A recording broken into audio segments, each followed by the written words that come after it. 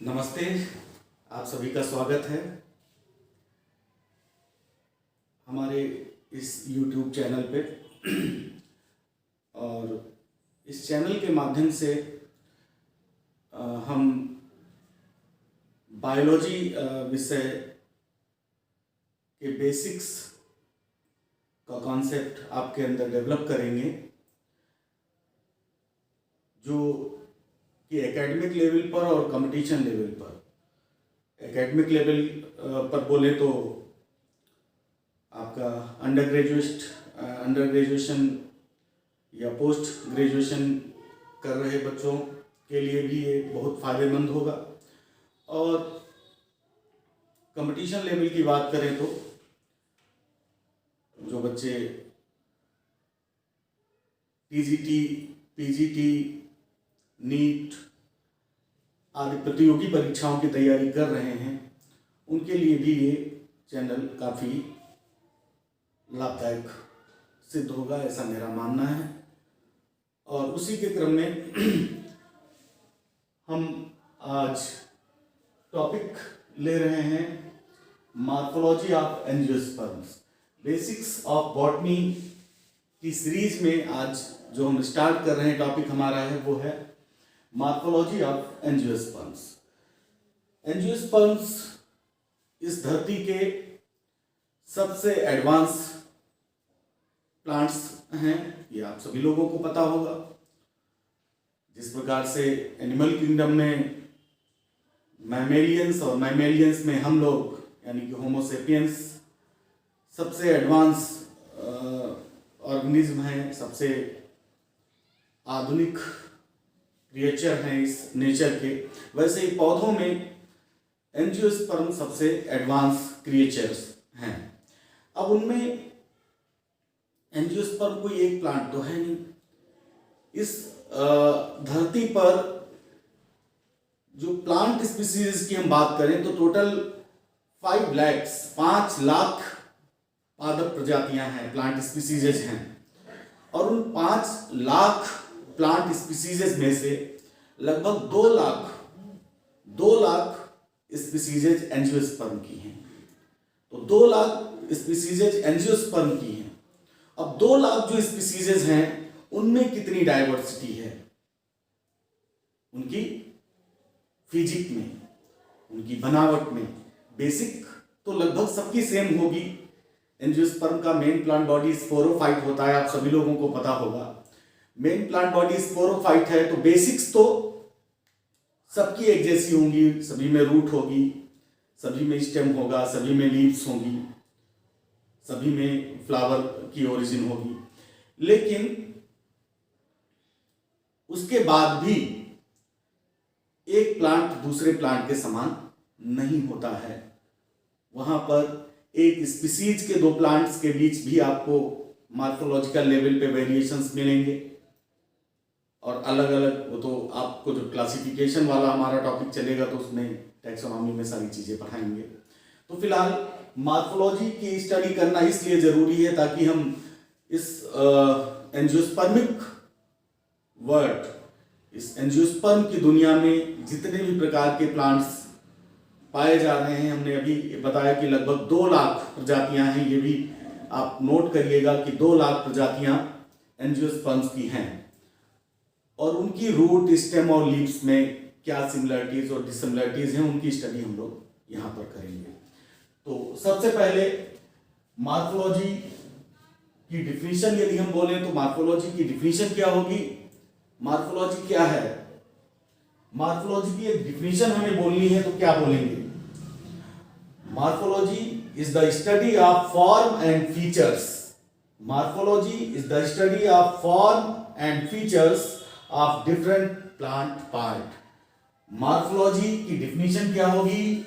Morphology is the study of, सीधे सीधे मैं लिखता हूं, study of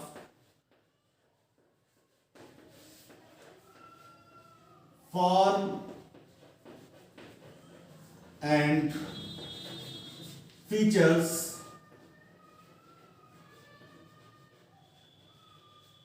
study of form and features of different plant parts,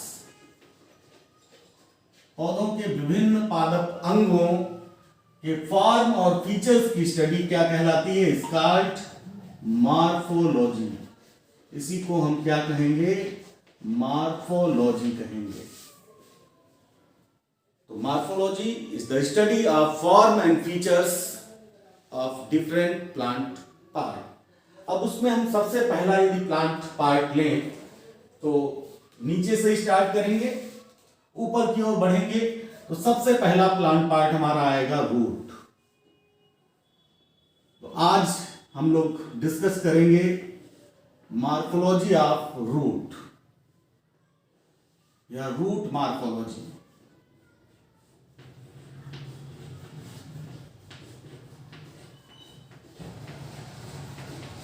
root morphology.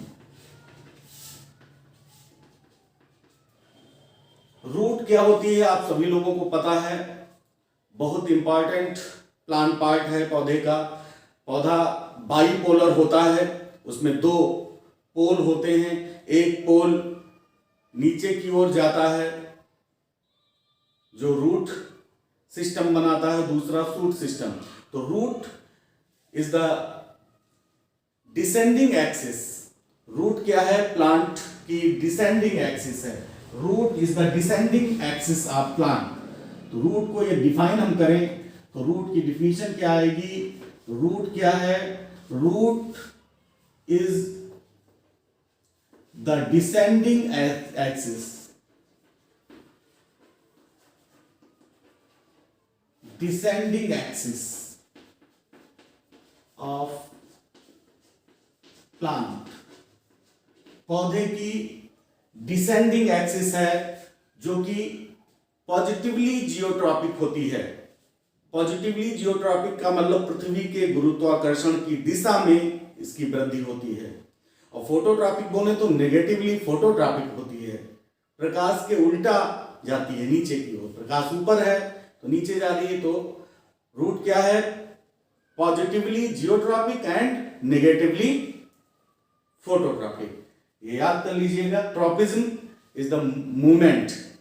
जब आपको प्लांट मूवमेंट पढ़ाएंगे तो वहां पर डिफरेंट टाइप के मूवमेंट्स आपको बताए जाएंगे, तो वहां पर सारी चीजें क्लियर होंगी। तो ट्रॉपिज्म, टैक्टिज्म, ये नेक्टिज्म, ये कई प्रकार की पादप गतियां होती हैं। तो यहां पर ट्रॉपिज्म का मतलब है जब किसी एक स्टिमुलस की तरफ प्लांट पार्ट की ग्रोथ हो, उसका लोकोमोशन नहीं हो रहा। लोकोमोशन अलग चीज है। जब एक स्थान से दूसरे स्थान चले जाएं, यानी कि हमारे पोजीशन में शिफ्टिंग हो जाए, तो वो लोकोमोशन होता है। यहां पर मूवमेंट होगा, किसी स्टिमुलस की ओर ग्रोथ होगी, लेकिन उसमें लोकोमोशन नहीं होगा। तो रूट क्या है? Root is descending axis of plant which is, जो होती है ऐसी होती है, which is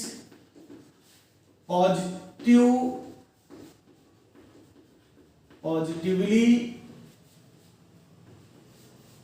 geotropic and negatively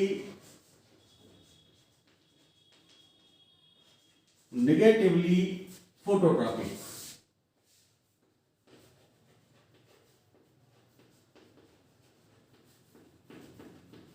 इसके एक्सेप्शंस भी मिलेंगे, वो तो आगे चर्चा करेंगे।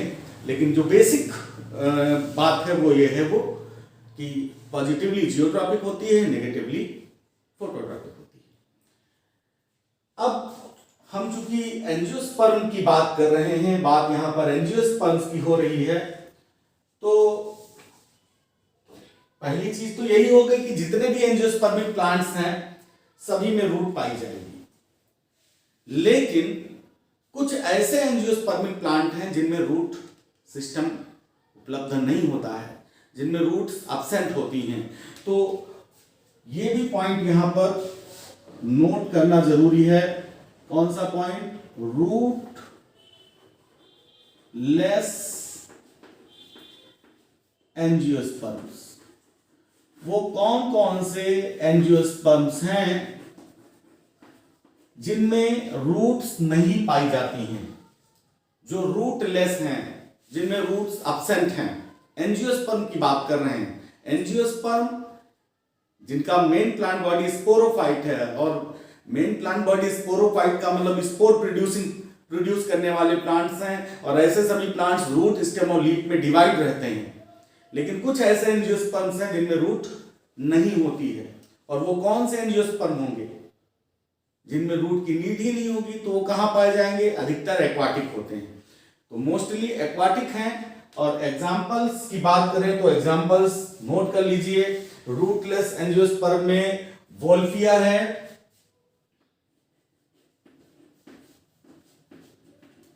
Wolffia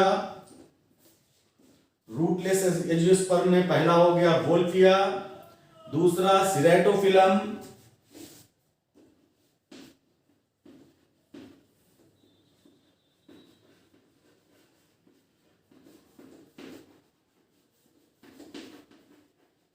Wolffia, Ceratophyllum, utricularia,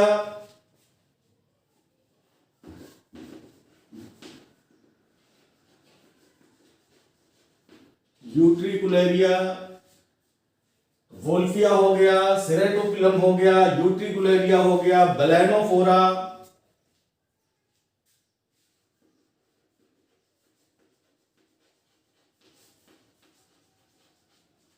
बेलेनोफोरा, Cuscuta,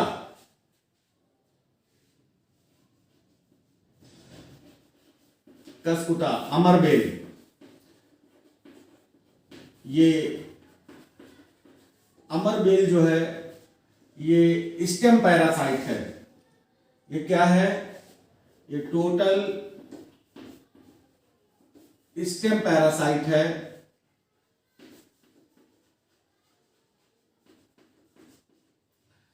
और इसमें नॉर्मल रूट नहीं होती हैं। नॉर्मल रूट्स ना होने का मतलब इसमें, यदि इसमें क्वेश्चन दो टाइप से पूछा जा सकता है। यदि क्वेश्चन आपसे पूछा जाए रूटलेस एंजियोस्पर्म है, और उनमें 3 ऐसे एंजियोस्पर्म आपको दे दिए जाएं जिनमें आपको पक्का पता है कि रूट पाई जाती है, और एक एग्जांपल के रूप में कस्कुटा हो, तो वहां पर आप निस्संदेह टिक कर दीजिए कि कस्कुटा रूटलेस है। लेकिन ये क्वेश्चन यहां पर और एक दूसरे तरीके से बन सकता है। पूछा जाए कि किस प्लांट में रूट हाउस्टोरिया में मॉडिफाइड हो जाती है, तब भी आप कस्कुटा को, यहां पर जो दूसरा इससे संबंधित बनता है वो क्वेश्चन क्या बनता है? Root is modified, root is modified into haustoria। तो कस्कुटा ये इंपॉर्टेंट हो गया। यदि एक तरफ क्या इंपॉर्टेंट हो गया? पहली चीज इंपॉर्टेंट हो गई, ये रूटलेस है, रूटलेस एंजियोस्पर्म है। दूसरा, ये भी क्वेश्चन इंपॉर्टेंट है, कैसा प्लांट है? ये टोटल स्टेम पैरासाइट है, दूसरे पौधों के ऊपर चढ़ता है, उसी से भोजन लेता है। भोजन कैसे लेगा? जब पैरासाइट है तो पैरासाइट लिविंग सेल से ही भोजन लेते हैं, तो लिविंग सेल से भोजन लेने के लिए क्या करेगा? इसमें जो रूट है, इसकी जो रूट है वो हाउस्टोरिया में मॉडिफाइड हो जाती है, और वो हाउस्टोरिया उस होस्ट की लिविंग सेल्स के अंदर प्रवेश करके उससे भोजन को अवशोषित कर लेती है। तो ये 3 टाइप से क्वेश्चन यहां पर बन सकता है। तो रूटलेस एंजियोस्पर्म में वोल्फिया हो गया, सिरेटोफिलम हो गया, यूट्रिकुलेरिया, बेलेनोफोरा, ये सभी के सभी एक्वाटिक प्लांट है। और एक और है माइरियोफिलम, एक और प्लांट है जो कि रूटलेस है, वो है माइरियोफिलम। तो ये भी बहुत इंपॉर्टेंट क्वेश्चन बनता है, याद कर लीजिएगा, आप सब लोग नोट कर लीजिएगा कि कौन कौन से रूटलेस एंजियोस्पर्म हैं। यहां पर एक फैक्चुअल क्वेश्चन और है बच्चों, वो क्वेश्चन भी देख लीजिए। एक ऐसा भी प्लांट है जिसमें all and everything is root, एक ऐसा भी प्लांट है जिसमें all and everything is root. ऐसा प्लांट जिसमें सब कुछ जड़ ही है, भोजन बनाए तो जड़ बनाए, वाटर एब्जॉर्प्शन करे तो जड़ करे, और इवन रिप्रोडक्शन भी करना हो तो जड़ करे। तो जब सारे फंक्शन रूट ही परफॉर्म करती है तो इस प्लांट को बोल दिया जाता है all and everything is root. Plant that is all root. एक है plant that is all root.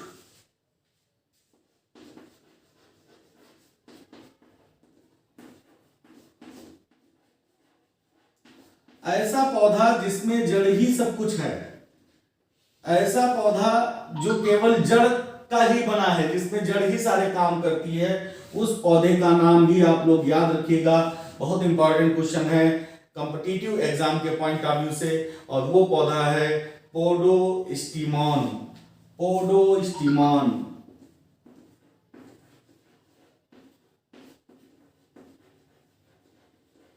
तो पोडोस्टिमॉन ये एक ऐसा पौधा है जिसमें ऑल इज रूट, सब कुछ जड़ है। यहां पर जड़ का काम क्या है? फंक्शन। इस पौधे में रूट फंक्शन क्या है? हमने बताया ना, रूट फंक्शन क्या होगा जब सब कुछ काम रूट कर रही है, तो यहां पर रूट फंक्शन क्या होगा? जब सारा कुछ काम रूट कर रही है तो रूट का फंक्शन क्या होगा? एसिमिलेशन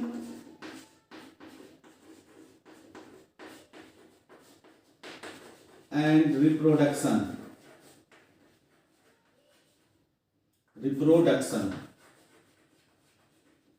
तो ये ऐसा पौधा है जिसमें सब कुछ जड़ है। ये पूछा जाता है क्वेश्चन कॉम्पिटिटिव एग्जाम्स में, कौन सा पौधा ऐसा है जिसमें सब कुछ जड़ है? वो पोडोस्टिमॉन है, इसमें रूट।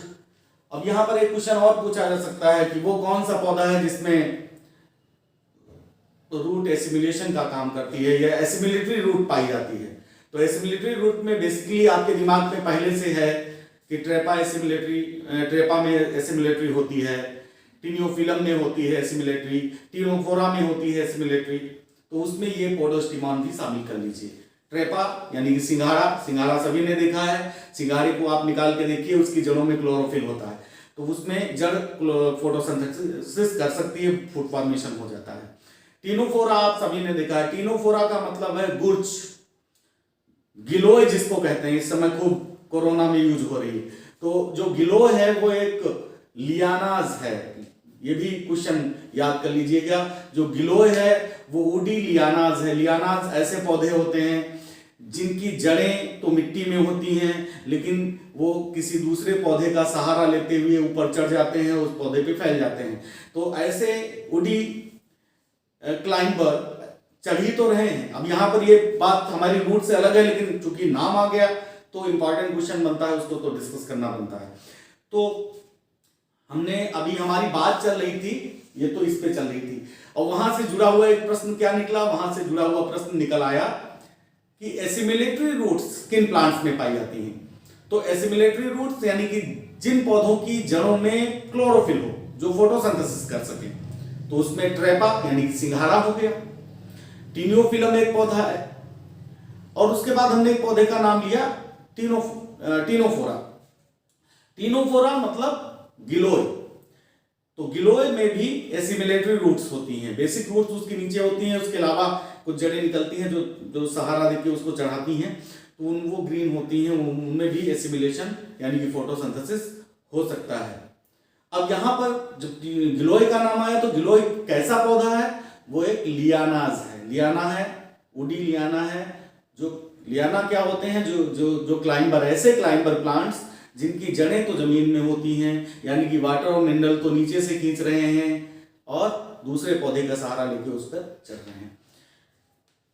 और वहीं पर ये भी शामिल कर लीजिएगा पोडोस्टिमॉन। पोडोस्टिमॉन का हिट क्वेश्चन तो ये है कंपटीशन में कि वो कौन सा पौधा है जिसमें सब कुछ जड़ है, तो वो तो है ही है पोडोस्टिमॉन। थोड़ा सा घुमा दे कि एसिमिलेटरी रूट पाई जाती है। अब आपके दिमाग में बड़ा है, ट्रेपा में होती है, ट्रेपा में होती है, टिनोफोरा में होती है, टिनोफोरा में होती है, और ये नाम याद आए तो आपको ये याद रखना है कि इसमें भी एसिमिलेशन, क्योंकि एसिमिलेशन कर रही है तो एसिमिलेटरी रूट पाई जाती है। आगे बढ़ते हैं। अब रूट, जो रूट है उसमें कितने जोन में बटी रहती है, तो अगला हम थोड़ा सा डिस्कस कर लेते हैं, जोनेशन ऑफ रूट। रूट में कितने जोन होते हैं, जोनेशन ऑफ रूट। तो रूट के जोन यदि हम डिस्कस करें तो जो जड़ आप बनाएंगे डिसेंडिंग एक्सिस है, नीचे की ओर ग्रो करेगी,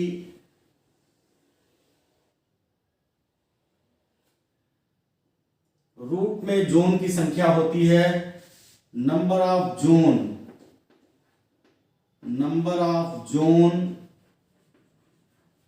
इन root, number of zone in root is equal to 4।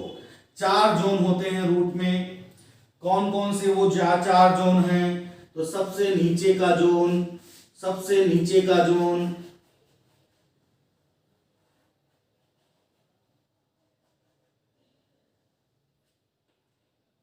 ये होता है रूट कैप। तो रूट में सबसे नीचे क्या होता है, रूट कैप होता है। रूट कैप के जस्ट ऊपर ऐसी कोशिकाओं का क्षेत्र होता है, रूट कैप के जस्ट ऊपर ऐसी कोशिकाओं का क्षेत्र होता है जिन कोशिकाओं में विभाजन की क्षमता पाई जाती है। तो ऐसी कोशिकाएं जिनमें विभाजन की क्षमता होती है, उन कोशिकाओं को नाम दिया गया है मेरिस्टेमेटिक सेल्स, और इस मेरिस्टेमेटिक सेल्स से बनने वाला टिश्यू कहलाता है मेरिस्टेमेटिक टिश्यू। तो सबसे नीचे हो गया रूट कैप, और उसके जस्ट ऊपर ये जोन जो है ये कहते हैं जोन ऑफ सेल डिवीजन। इस जोन को बोलते हैं zone of cell division, zone of cell division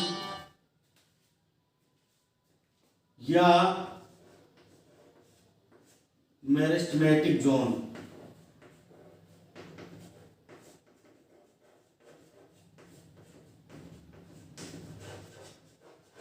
meristematic zone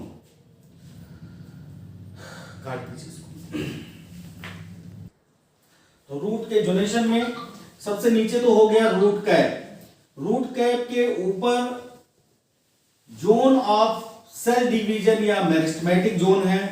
इस जोन की जो कोशिकाएं हैं, इन कोशिकाओं में सेल डिवीजन की क्षमता होती है, और जब ये इस जोन की सेल्स डिवाइड होती हैं तभी ऊपर मैच्योर रूट बनती है।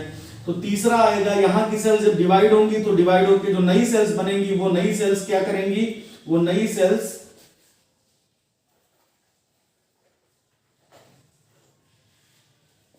अपने आप को मैच्योर करेंगी, लेकिन फुली मैच्योर अभी हुई नहीं है। तो इस यहां पर सेल्स क्या होंगी, डिवाइड होंगी। जब ये एक सेल, भाई ऐसे ये सेल है, ये डिवाइड हुई तो एक सेल से 2 सेल बन जाएंगी। अब 2 सेल में एक तो मेरिस्टेमेटिक ही बनी रही है, एक ये परमानेंट हो गई, तो परमानेंट वाली ऊपर आ जाएगी, मेरिस्टेमेटिक वाली फिर डिवाइड करेगी।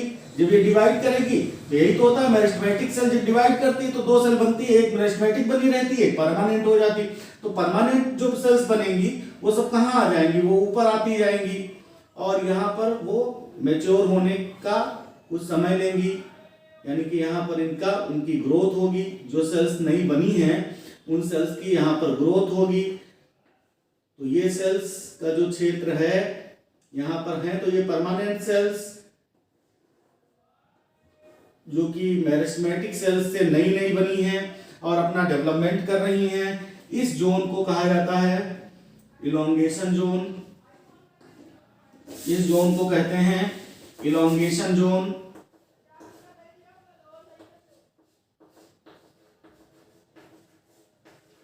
Elongation zone. और सबसे ऊपर यहां पर जो जोन होता है, ये जब यहां पर इलोंगेशन हो जाएगा और उसके बाद टिश्यू डिफरेंशिएशन हो जाएगा तो ये मैच्योरेशन जोन ये कहलाता है। मैच्योर रूट बनेगी, तो ये मैच्योर रूट जहां पर होगी उसको कहेंगे मैच्योरेशन जोन।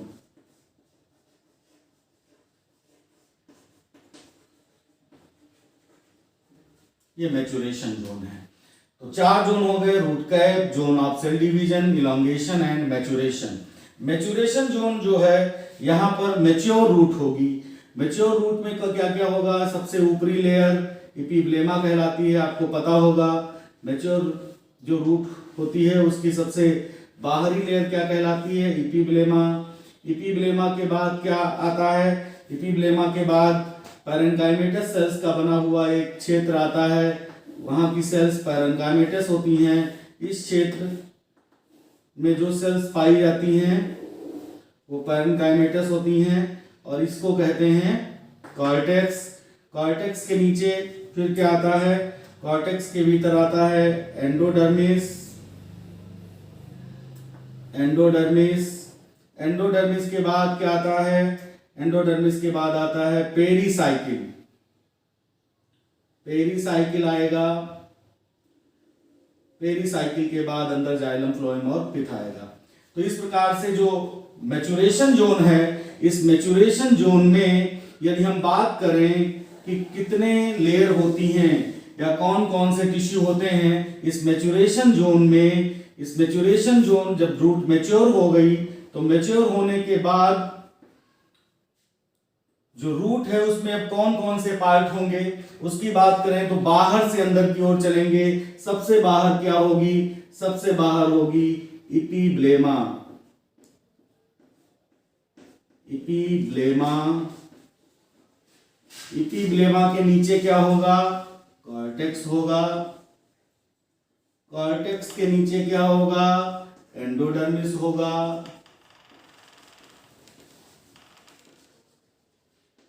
एंडोडर्मिस के नीचे क्या होगी, पेरीसाइकिल होगी। और पेरीसाइकिल के बाद क्या होगा, जाइलम, फ्लोएम और पिथ। जाइलम, फ्लोएम, ये तो एक रेडियस पर ही होंगे, अलग अलग रेडियस पे, बीचों बीच में होगी पिथ, है ना। जो रूट होती है, रूट में रेडियल वेस्कुलर बंडल होता है। तो रेडियल वेस्कुलर बंडल का मतलब क्या होता है, ये एंडोडर्मिस, पेरीसाइकिल हो गई। तो जाइलम, फ्लोएम, ये एक वेस्कुलर बंडल हो गया, फिर जाइलम, फिर फ्लोएम, फिर दूसरा वेस्कुलर बंडल हो गया, फिर जाइलम, फिर फ्लोएम, ये तीसरा वेस्कुलर। तो रेडियल वेस्कुलर बंडल मतलब जब जाइलम और फ्लोएम अलग अलग रेडियस पर हों तो ऐसा वेस्कुलर बंडल रेडियल वेस्कुलर, तो रूट में रेडियल वेस्कुलर बंडल होता है, ये भी याद रखिएगा। तो ये मैच्योरेशन जोन हो गया। मैच्योरेशन जोन में ये चीजें पाई जाएंगी। अब इपिब्लेमा जो है, इस इपिब्लेमा पे कुछ खास चीज पाई जाती है। इपिब्लेमा की जो सेल्स हैं उससे बाहर की ओर, मैच्योरेशन जोन में उससे बाहर की ओर कुछ विशेष प्रकार की संरचनाएं निकलती हैं। इन संरचनाओं को क्या कहते हैं, इन संरचनाओं को रूट हेयर कहते हैं। इन संरचनाओं को रूट हेयर कहते हैं। ये संरचनाएं जो इपिब्लेमा की सेल से डेवलप होती हैं और बाहर की ओर एक धागेनुमा संरचना के रूप में निकली रहती हैं, ट्यूबुलर स्ट्रक्चर के रूप में निकली रहती हैं, ये रूट हेयर कहलाती हैं। रूट हेयर कैसा होता है, यूनिसेलुलर,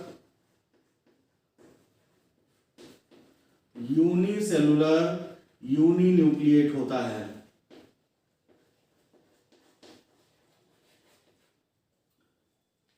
तो यहां पर कुछ क्वेश्चंस जो बनते हैं उन क्वेश्चंस के बारे में डिस्कस कर लेते हैं। जो रूट है वो रूट बेसिकली 4 जोन में डिवाइड रहती है। Root cap, zone of cell division या मेरिस्टेमेटिक जोन, उसके ऊपर इलांगेशन जोन और सबसे ऊपर मैच्योरेशन जोन। और मैच्योरेशन जोन में क्या क्या होगा ये सारी चीजें आपको पता है। अब हम बात कर रहे हैं सबसे नीचे रूट कैप की। तो रूट कैप का काम क्या होता है, ये रूट कैप क्यों पाया जाता है रूट में सबसे नीचे रूट कैप क्यों होता है? भाई रूट नीचे की ओर ग्रो कर रही है, तो ये रूट कैप यदि ना पाया जाए तो इस रूट कैप के जस्ट ऊपर क्या होता है, मेरिस्टेमेटिक सेल्स का जोन होता है, जो कोशिकाएं डिवाइड होकर मैच्योर रूट बनाएंगी। तो जब रूट कैप ही नहीं पाया जाएगा, जब रूट कैप नहीं पाया जाएगा तो ये जो मेरिस्टेमेटिक सेल्स हैं, इसके जस्ट ऊपर वाली मेरिस्टेमेटिक सेल्स जो हैं, ये एक्सपोज्ड हो जाएंगी, ओपन हो जाएंगी। और जब ओपन हो जाएंगी तो रूट मिट्टी में नीचे की ओर ग्रो कर रही है, तो सबसे नीचे वही तो रहेंगी, तो वो नष्ट हो जाएंगी। नष्ट हो जाएंगी तो रूट बनेगी कैसे फिर? ठीक है, तो रूट कैप का काम क्या होता है? Protection of meristematic cells. In meristematic zone की सेल्स को प्रोटेक्ट करना ये रूट कैप का काम होता है। ठीक है, एक ऐसा पौधा है जिसमें एक से ज्यादा रूट कैप पाए जाते हैं। नॉर्मली तो एक रूट में एक ही रूट कैप होता है, लेकिन एक ऐसा पौधा है जिसमें एक से ज्यादा रूट कैप होते हैं। और वो कौन सा पौधा है? वो पैंडेनस है। वो पैंडेनस है। पैंडेनस प्लांट में, ये बहुत इंपॉर्टेंट पॉइंट है, पैंडेनस प्लांट में मल्टीपल रूट कैप पाए जाते हैं। पैंडेनस प्लांट में मल्टीपल रूट कैप पाए जाते हैं, उनमें एक से ज्यादा रूट कैप होंगे पैंडेनस में। इसके अलावा पैंडेनस में एक और बहुत इंपॉर्टेंट कैरेक्टर है। जो पैंडेनस है, उस पैंडेनस में आपने पढ़ा होगा एक विशेष प्रकार की एडवेंटिशियस रूट का एडॉप्टेशन होता है, जिसे स्टिल्ट रूट कहते हैं। स्टिल्ट रूट आपने मक्का और गन्ना देखा होगा। तो गन्ने में क्या होता है, गन्ने में कुछ जड़ें ऐसी होती हैं जो तने से ऊपर से ऐसे निकलती हैं और फिर वो नीचे मिट्टी में चली जाती हैं। और मक्के में भी इस टाइप की जड़ें होती हैं, तो इन जड़ों को स्टिल्ट रूट कहते हैं। ये वाली जड़ें क्या कहलाती हैं? स्टिल्ट रूट कहलाती हैं। स्टिल्ट रूट। तो ये जड़ें बेसिकली आपने किसमें देखी हैं? मक्के में और शुगर केन में। मेज और शुगर केन में स्टिल्ट रूट आपने देखी हैं। लेकिन ये पैंडेनस प्लांट की जो हम बात कर रहे हैं, जिसमें मल्टीपल रूट कैप हैं, उसमें भी स्टिल्ट रूट पाई जाती हैं। ये भी एक बहुत इंपॉर्टेंट क्वेश्चन है, आप इसको भी याद रखिएगा।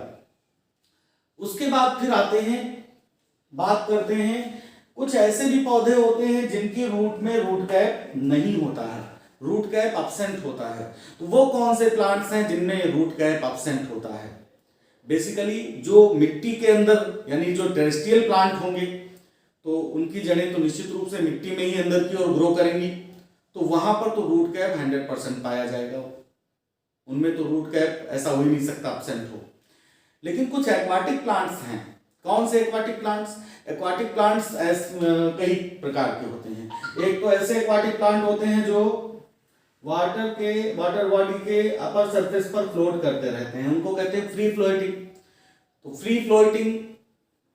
दूसरे होते हैं फिक्स्ड फ्लोटिंग। फिक्स्ड फ्लोटिंग जैसे आपने कमल का देखा है, उसमें फ्लावर तो ऊपर है, पत्ती ऊपर है, लेकिन उसकी जड़ नीचे जाती है। जो भसीड़ा बाद में खाते हो, भसीड़े की सब्जी खाई होगी, तो वो फिक्स्ड फ्लोटिंग है। तो फिक्स्ड फ्लोटिंग हो गया, फ्री फ्लोटिंग हो गया। इसके अलावा वाटर सबमर्ज्ड बहुत सारे प्लांट होते हैं जो पानी के अंदर डूबे रहते हैं, वाटर सबमर्ज्ड, एम्फीबियस। तो ये 4 कैटेगरी के हाइड्रोफिटिक प्लांट होते हैं। हाइड्रोफिटिक प्लांट्स 4 कैटेगरी के होते हैं: फ्री फ्लोटिंग, फिक्स्ड फ्लोटिंग और वाटर सबमर्ज्ड और एम्फीबियस। तो इनमें से जो फ्री फ्लोटिंग प्लांट्स होते हैं, फ्री फ्लोटिंग प्लांट्स वे होते हैं जिनकी जड़ें तलहटी, वाटर बॉडी की तलहटी में जाके नहीं जमती हैं, तो जो ऊपर ही ऊपर तैरते रहते हैं। जैसे कौन सा पौधा हो गया? जिसकी जड़ नीचे तक नहीं जाती है। आइकॉर्निया, जलकुंभी हो गया, लेमना हो गया, वाटर हाइसिंथ हो गया, पिस्टिया हो गया। तो इन प्लांट्स में जो जड़ें हैं वो नीचे तक नहीं जाती हैं। यानी कि ये कैसे प्लांट हैं? ये फ्री फ्लोटिंग प्लांट्स हैं। तो फ्री फ्लोटिंग प्लांट जितने भी होते हैं उनमें रूट कैप नहीं पाया जाता है, बल्कि उनमें रूट पॉकेट पाया जाता है। रूट कैप नहीं होता है उनमें, क्योंकि वहां पर मेरिस्टेमेटिक टिश्यू को प्रोटेक्ट नहीं करना है, तो रूट कैप की जरूरत नहीं। उनमें रूट पॉकेट पाए जाते हैं। तो रूट पॉकेट, ये भी बहुत इंपॉर्टेंट क्वेश्चन है कि कौन से प्लांट्स में रूट पॉकेट पाए जाते हैं। तो रूट पॉकेट कहाँ पाए जाएंगे? आइकॉर्निया यानी कि जलकुंभी में है, लेमना में है, पिस्टिया में है, वाटर हाइसिंथ में है। ये वो प्लांट्स हैं जिनमें रूट कैप की जगह पे क्या है? रूट पॉकेट्स हैं। और इन रूट पॉकेट्स की विशेषता क्या होती है? ये रूट कैप वाला काम नहीं करते हैं, ये बैलेंसिंग का काम करते हैं। ये प्लांट के बैलेंस को, उनको तैरने में, वो पौधे फ्री फ्लोटिंग है ना, तैर रहे हैं, तो तैरने में उनको मदद करते हैं। उनमें एयर चैम्बर पाए जाते हैं, हवा उनमें भरी रहती है, इससे वो पौधे को तैरने में मदद करते हैं। तो ये भी इंपॉर्टेंट क्वेश्चन बनता है कि वाटर की रूट पॉकेट्स किन में पाए जाते हैं? तो रूट पॉकेट्स ऐसे एक्वाटिक प्लांट्स में पाए जाते हैं जो फ्री फ्लोट करते हैं। फ्री फ्लोटिंग एक्वाटिक प्लांट्स में रूट पॉकेट पाए जाते हैं, उनमें रूट कैप एब्सेंट होती है।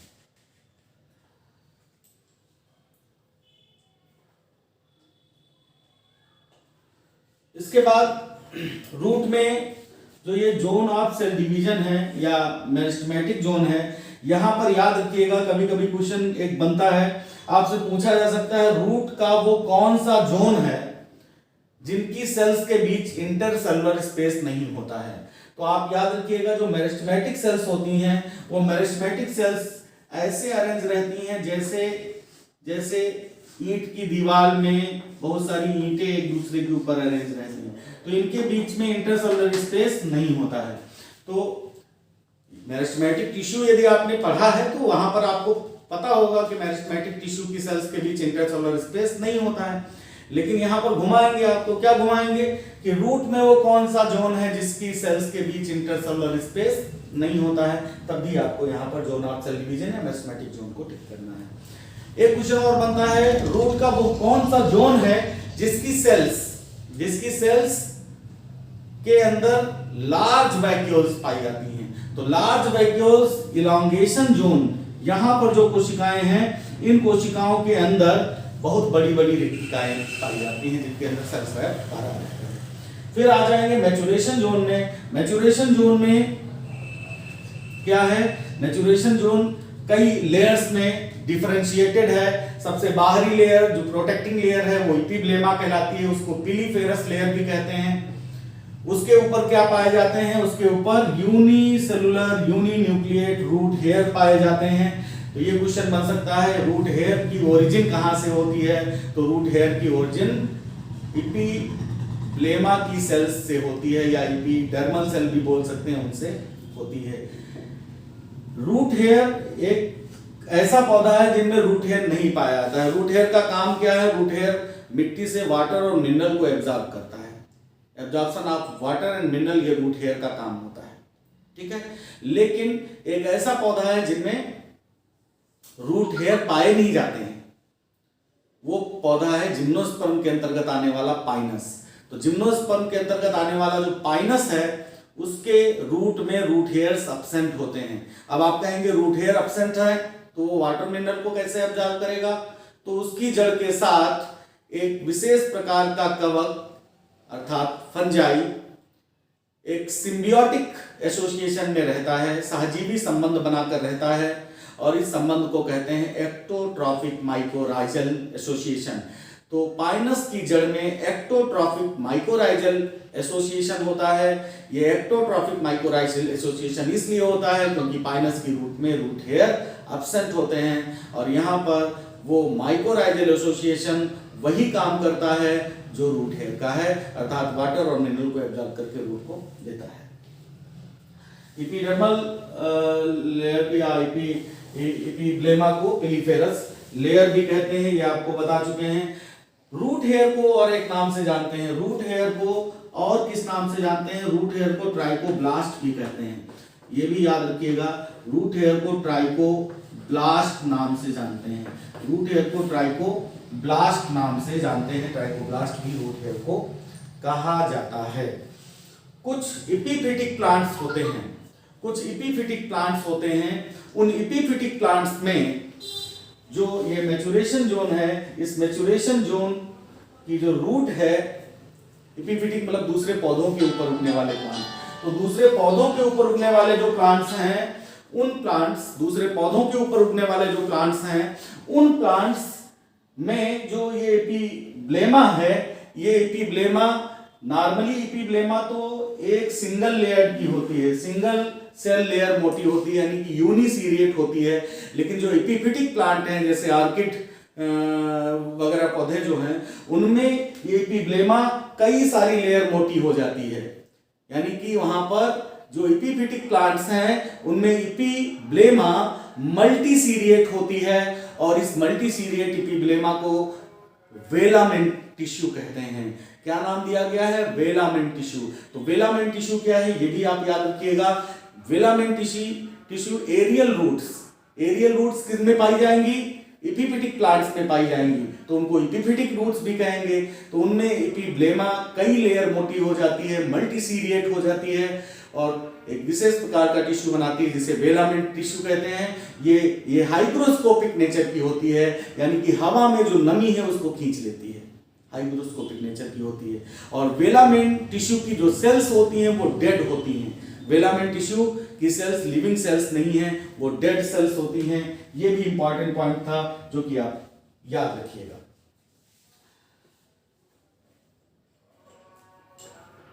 इसके अलावा मैचुरेशन जोन में जो पेरीसाइकिल है, इस पेरीसाइकिल से फ्लावरिंग प्लांट्स में एक विशेष प्रकार की जड़ें बनती हैं, जिन्हें क्या नाम दिया गया है? जिन्हें लैटरल रूट्स कहते हैं। ये बहुत इंपॉर्टेंट क्वेश्चन है, खूब पूछा जाता है कि फ्लावरिंग प्लांट्स में पेरीसाइकिल से किसका निर्माण होता है? तो पेरीसाइकिल से कैम्बियम बनता है, कैम्बियम तो बनेगा, कैम्बियम, कैम्बियम और कैम्बियम बनता है। पेरीसाइकिल से कैम्बियम का निर्माण होता है, जो कि डाइकॉट रूट में सेकेंडरी ग्रोथ करता है। लेकिन इस पेरीसाइकिल से रूट के नाम पर एक स्पेशल रूट बनती है जिसे लैटरल रूट कहते हैं। तो इस लैटरल रूट का फॉर्मेशन भी पेरीसाइकिल से होता है, और इसकी ओरिजिन एंडोजिनस होती है, एंडोजिनस ओरिजिन लैटरल रूट की होती है। तो एंडोजिनस ओरिजिन की लैटरल रूट किससे बनती है? पेरीसाइकिल से बनती है। तो इस प्रकार से इस लेक्चर में आपने देखा, हमारा टॉपिक हम जो लिए हैं वो है मॉर्फोलॉजी ऑफ एंजियोस्पर्म, और मॉर्फोलॉजी ऑफ एंजियोस्पर्म में हमने रूट मॉर्फोलॉजी आज स्टार्ट किया है। और उस रूट मॉर्फोलॉजी में जो चीजें डिस्कस करते हुए हम आए, कहां तक आए? जोनेशन ऑफ रूट जोनेशन तक की हमने बात की। रूट में कितने जोन होते हैं? 4 जोन होते हैं। किस जोन की क्या कैरेक्टरिस्टिक्स हैं, उनसे कौन से कॉम्पिटिटिव क्वेश्चंस बनते हैं, वो सारे के सारे क्वेश्चंस हमने आपसे शेयर किए। अब इसके बाद जो हमारा अगला लेक्चर होगा, उस लेक्चर में हम इसको कंटिन्यू करेंगे, और हमारे अगले लेक्चर में आप देख पाएंगे कि किस प्रकार से रूट्स कितने प्रकार की होती हैं, उनके मॉडिफिकेशंस क्या हैं, the types of roots and modification of roots. ये हमारे अगले लेक्चर में आपको मिलेगा, और इसको आप सही से देख लीजिएगा। तब तक के लिए नमस्कार।